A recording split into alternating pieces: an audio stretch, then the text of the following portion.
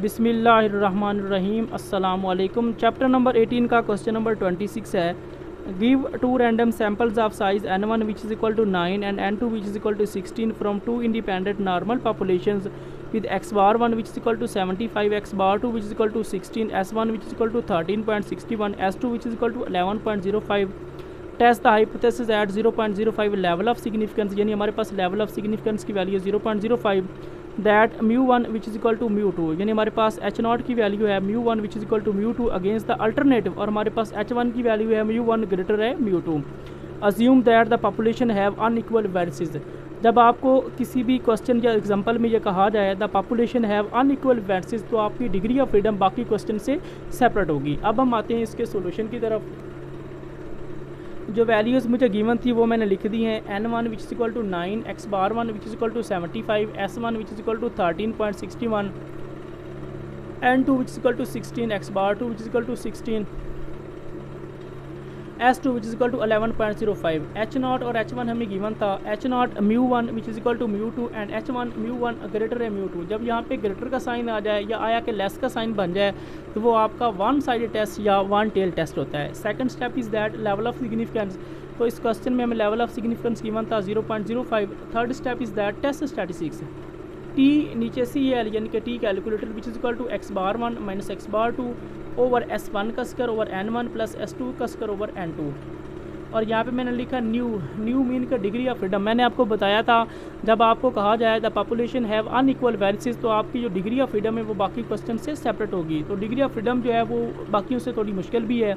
New बराबर होता है s1 का स्क्वायर ओवर n1। न्यू से मीन डिग्री ऑफ फ्रीडम है s1 square over n1 plus s2 square over n2। इसके ऊपर स्क्वायर है, नीचे s1 का स्क्वायर ओवर n1, इसके ऊपर स्क्वायर है, नीचे n1 माइनस 1 है, यहाँ पे प्लस का साइन है, s2 का स्क्वायर ओवर n2, इसके ऊपर स्क्वायर है, नीचे n2 माइनस 1 है। अब पहले मैं टी कैलकुलेटर की वैल्यू फाइंड करूंगा और बाद में न्यू की वैल्यू फाइंड करूंगा। पहले मैं फाइंड कर रहा हूँ टी कैलकुलेटर की value. T calculator which is equal to x bar 1 minus x bar 2 over s1 का square over n1 plus s2 का स्क्वायर ओवर n2।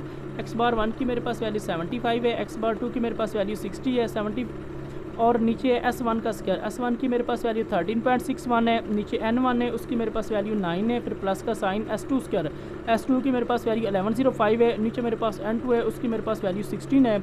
इस वैल्यू में से मैंने इस वैल्यू को माइनस किया तो मेरे पास उसकी वैल्यू 15 बन गई। 13.61 का स्क्वायर लिया तो उसकी वैल्यू बन गई 185.2321।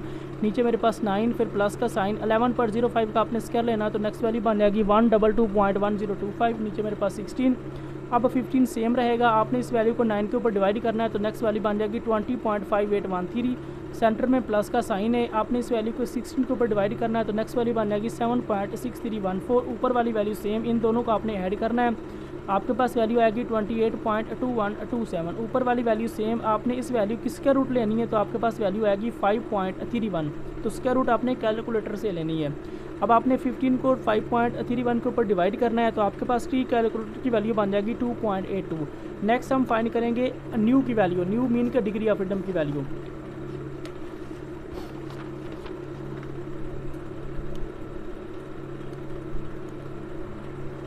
अब देखिएगा यहाँ पे मैंने लिखा न्यू बराबर है s1 square over n1 plus s2 square over n2, इसके ऊपर स्क्वायर, नीचे s1 का स्क्वायर ओवर n1, इसके ऊपर स्क्वायर, नीचे n1 माइनस 1 प्लस s2 का स्क्वायर ओवर n2, इसके ऊपर भी स्क्वायर है, नीचे n2 माइनस 1। अब मैं इसमें वैल्यूज़ पुट करने जा रहा हूँ। s1 की मेरे पास वैल्यू 13.61 है, इसके ऊपर स्क्वायर है तो यहाँ पे मैंने स्क्वायर लगा दिया, नीचे n1 उसकी मेरे पास वैल्यू 9 है, फिर प्लस का साइन s2 स्क्वायर, s2 की मेरे पास वैल्यू 11.05, यहाँ पे स्क्वायर था तो यहाँ पे मैंने स्क्वायर लगा दिया, नीचे n2 उसकी मेरे पास वैल्यू 16 है, इधर भी स्क्वायर है तो यहाँ पे मैंने स्क्वायर लगा दिया है। अब s1 का स्क्वायर, s1 की मेरे पास वैल्यू थी 13.61, इधर स्क्वायर है तो यहाँ पे मैंने स्क्वायर लगा दिया, नीचे n1 की मेरे पास वैल्यू 9 है, यहाँ पे भी स्क्वायर है तो यहाँ पे मैंने स्क्वायर लगा दिया, नीचे n1 माइनस 1, n1 की मेरे पास वैल्यू जो है वो बन रही है 9, साथ में है -1, फिर प्लस का साइन s2 का स्क्वायर, s2 की मेरे पास वैल्यू 1105, इसके ऊपर स्क्वायर है तो यहाँ पे मैंने स्क्वायर लगा दिया, नीचे n2 उसकी मेरे पास वैल्यू 16 है, यहाँ पे स्क्वायर था तो यहाँ पे मैंने स्क्वायर लगा दिया, नीचे n2 है उसकी मेरे पास वैल्यू 16 है, साथ में -1। अब 13.61 का मैंने स्क्वायर लिया तो मेरे पास वैल्यू आ गई 185.2321। नीचे मेरे पास 9 फिर प्लस फिर 11.05 का आपने स्क्वायर लिया तो मेरे पास उसकी वैल्यू बन गई 122.1025।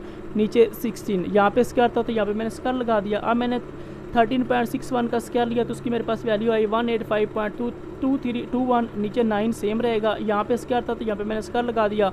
नीचे 9 में से 1 बाकी 8 प्लस फार्मूले का 11.05 का मैंने स्क्वायर लिया तो मेरे पास वैल्यू आ गई 122.1025।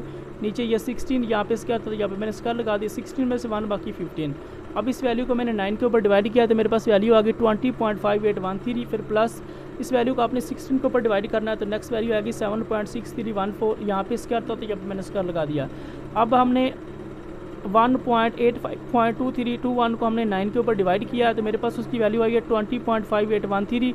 यहाँ पे स्क्वायर था तो यहाँ पे मैंने स्क्वायर लगा दिया। नीचे यहाँ पे 8 फिर प्लस का साइन 122.1025। नीचे 16 है, उसको मैंने इसको 16 के ऊपर डिवाइड किया तो मेरे पास वैल्यू आई है 7.6314। यहाँ पे स्क्वायर था तो यहाँ पे मैंने स्क्वायर लगा दिया। नीचे 15 है तो यहाँ पे मैंने 15 लिख दिया। अब इन दोनों को मैंने ऐड किया तो मेरे पास वैल्यू आई 28.2127। यहाँ पे स्क्वायर था तो यहाँ पे मैंने स्क्वायर लगा दिया है। 20.5813 का मैंने स्क्वायर लिया तो मेरे पास वैल्यू आई है 423.5899। नीचे 8 है तो मैंने 8 लगा दिया प्लस का साइन। इस वैल्यू का मैंने स्क्वायर लिया तो मेरे पास वैल्यू आई है 58.2383।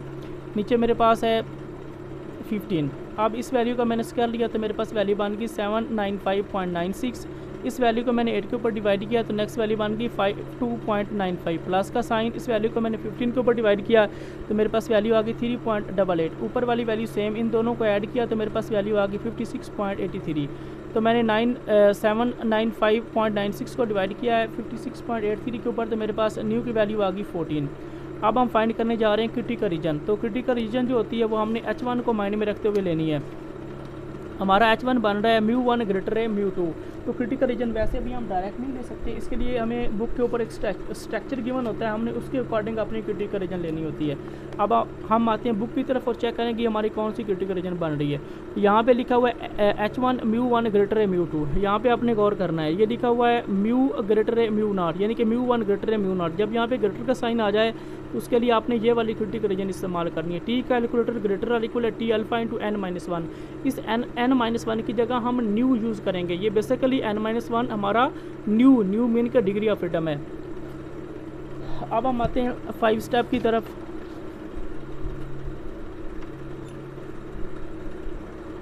टी कैलकुलेटर ग्रेटर है T alpha into new.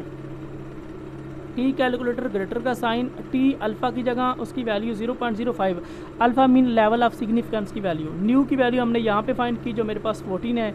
T calculator की मेरे पास वैल्यू आई थी पिछले पेज के ऊपर हमने चेक की थी, उसके बारे में मैं आपको बता देता हूँ। टी कैलकुलेटर की मेरे पास वैल्यू आई थी 2.82, तो मैंने उसकी वैल्यू लिख दी है 2.82। नेक्स्ट हमने क्या करना है, टी 0.05 इंटू 14, यानी हमने टी के टेबल में जाना है और 0.05 को 14 के टेबल में चेक करना है। अब हम आते हैं बुक की तरफ और 0.05 को हम 14 के टेबल में चेक करेंगे। ये मेरे पास है 0.05 और ये मेरे पास है 14, उसकी इसमें वैल्यू बन रही है 1.761, तो मैंने उसकी वैल्यू लिख दी 1.76 और साथ में 1। अब नेक्स्ट 6 जो स्टेप होता है वो होता है कंक्लूजन। कंक्लूजन का जो स्टेप होता है वो इसके ऊपर डिपेंड करता है। अगर टी कैलकुलेटर की वैल्यू बड़ी आ रही हो और साथ वाली वैल्यू छोटी आ रही हो तो उसका मतलब होता है वी रिजेक्ट H0। अगर टी कैलकुलेटर की वैल्यू छोटी आ रही हो और साथ वाली वैल्यू बड़ी आ रही हो तो उसका मतलब होता है वी एक्सेप्ट H0। अब हमारी टी कैलकुलेटर की जो वैल्यू है वो बड़ी आ रही है और साथ वाली वैल्यू छोटी आ रही है तो उसका मतलब है वी रिजेक्ट H0। 6 स्टेप है मेरे पास conclusion. So we reject H0, हम H0 को रिजेक्ट करते हैं। उसकी मैंने रीज़न भी बताई है, because the value of T calculated, मेरे पास जो टी कैलकुलेटर की ये वैल्यू आई है is greater than t alpha over 2 into nu. वो t alpha over 2 into nu की इस वैल्यू से मेरी ये वाली वैल्यू बड़ी आई है जिसकी वजह से हम इसको रिजेक्ट करते हैं।